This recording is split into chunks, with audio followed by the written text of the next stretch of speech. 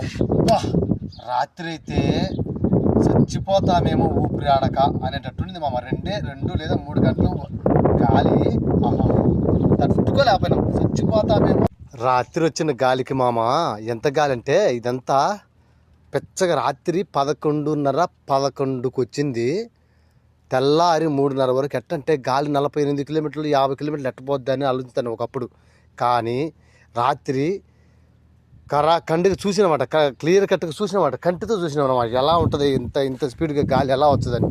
ఇదో చూడు, ఈ పెద్ద పెద్ద కడ్డీలే నాటినోటి కైమాలకు ఇవన్నీ ఇరిగిపోయినాయి అనమాట. చూడు ఎట్ట అయిపోయిందో, మొత్తం ఎక్కడిదక్కడ పడిపోయింది అనమాట. ఎట్టంటే ఆ గాలి ఎట్టొచ్చిందంటే ప్రెజరు మనిషి ఊపిరి చనిపోతామేమో అన్నట్టు వచ్చింది గాలి. దుమ్ము మన ఇండియాలో దుమ్ము వేరు, ఇక్కడ గల్ఫ్లో ఉండే దుమ్ము వేరు. ఈ దుమ్ముకి ముక్కల్లో పోతే అదొక ఏదో తెలియని ఫీలింగ్ అనమాట, కోపము అలా ఉంటుంది అనమాట. ఈ కడ్డీలన్నీ భూమి లోపలికి ఇరిగిపోయినాయి అంటే చూడు, ఇప్పుడు ఉదయం నేను కట్టేసిన ఈ కడ్డీలన్నీ భూమి లోపలికి ఇరిగిపోయినాయి అంటే గాలి ఎంత వచ్చిందో మనం అర్థం చేసుకోవాలి.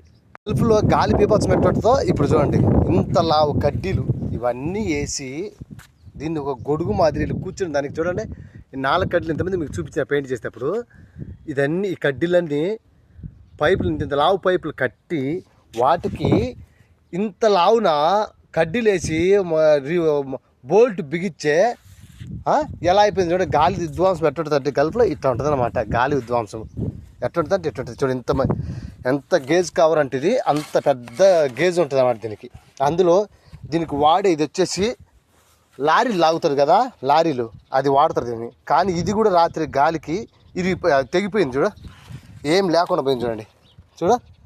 ఏం లేదు అంటే గాలి ఎంత వచ్చి ఉంటుందంటే మనం అర్థం చేసుకోవాలి. ఇంకా మాటలు చెప్తే అందుకే ప్రూఫ్ చూపించాండా. ఇది ఈ కడ్డీ ఇరిగిపోయిందంటే అర్థం చేసుకోవాలి. చూడండి బీభత్సం, గాలి బీభత్సం. ఈ చెక్కలు చూడు, ఏమన్నా ఉందా, అయిపోయింది, ఏం లేకుండా పోయింది. అదొకటి. ఇంత లావు కడ్డీలకి ఇది ఇంత లావు కడ్డీ, ఇది కూడా ఇది పట్టుకుంటే 1/2 కేజీ ఉంటుంది. ఇది కూడా ఇరిగిపోతే తెగిపోయి పడిందంటే గాలి రాత్రి ఎంతట్లో వచ్చిందో అర్థం చేసుకోవాలి. పెద్ద పొగమంచు మాదిరి దుమ్ము 2 గంటలు ఊపిరి ఆడుతుందో లేదో అనేటట్టుగా అంతగా ఉండిందనమాట.